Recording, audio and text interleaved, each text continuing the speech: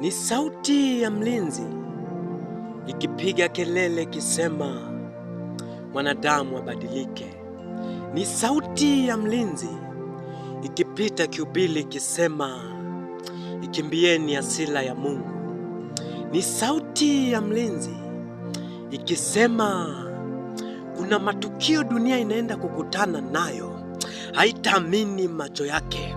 Wanasayansi watakosa majibu, maana Mungu si mtoto kwenu, yeye ni baba yenu. Hamtaweza kumwongoza, yeye atawaongoza. Hata watii ninyi, ila ninyi mtamtii yeye. Kuna mabaya yanaenda kutokea duniani, masikio ya watu yatawasha. Kuna vifo visivyokuwa na idadi. Kuna matukio ya mlipuko yanaenda kutokea polini. Biblia inasema nyakati za mwisho kutakuwa kuna mambo mengi mabaya. Kwa nini?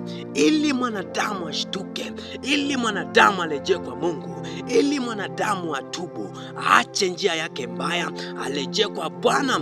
Msisubiri mabaya yaje. Ikiwa leo mngali na amani, ikiwa leo mngali mnacheka, ikiwa leo mngali mnakula, rejeni kwa Bwana familia, rejea kwa Bwana baba na mama, rejea kwa Bwana binti, rejea kwa Bwana mzee, rejea kwa Bwana we kiongozi, unaitwa kiongozi, rejea kwa Bwana, acha mabaya.